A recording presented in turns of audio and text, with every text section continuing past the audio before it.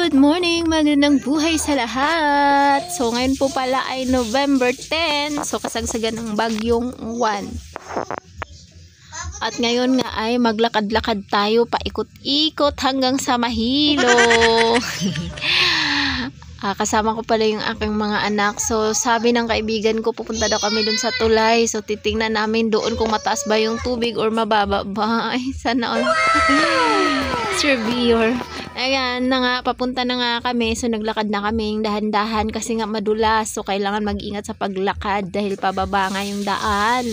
At medyo mahangin-hangin nga rin pala. So yung hangin ay minsan malakas, minsan mahina. Minsan babaliktad yung payong, minsan naman hindi.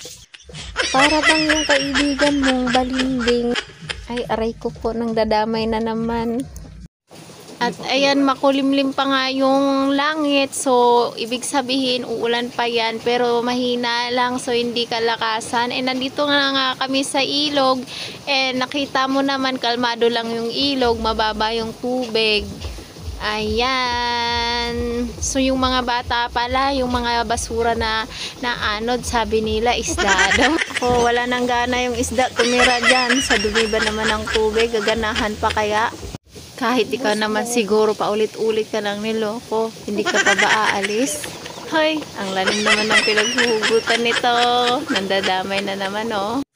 At nag-enjoy naman yung mga bata. Sabi ko nga, umuwi na kami. Sabi nila, mamaya pa daw. Ay, enjoy yan. Ganda naman ang view. Actually, nakaka-relax naman talaga yung dahon na sumasayaw sa hangin. At kahit ako naman is nakaka-relax talaga. O, diba? Sumasayaw yung mga dahon. Ayan. Parang ako lang mahilig sumayaw.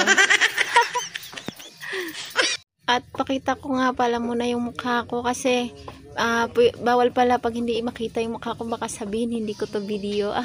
Ay, defensive yan.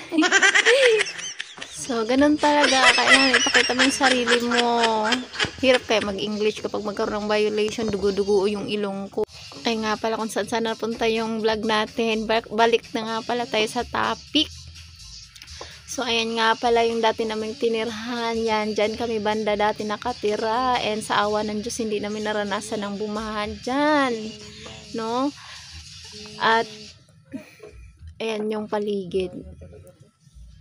At ito naman yung sukatan, yung green, orange, and red. So, level 1, 2, 3. At ngayon nga ay pauwi na kami sa wakas. So, ito nga pala yung paakyat na daanan, no? Shortcut naman kami and ang daming ang kalat, no? So, kawawa naman yung magwawalis nito. Mahalaga, hindi malakas yung bagyo, no? So, safe ang lahat. Mag-ingat po tayo.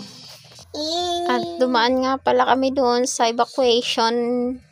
And nakita nga namin doon may mga tent, pero may mga DSWD din po na nakaupo sa mesa and may mga rescuer din po. So, naka-ready po sila or nakahanda po yung QC kung ano man ang mangyari, kung lakas man ang ulan. And pauwi na nga kami, so thanks God at hindi malakas yung ulan.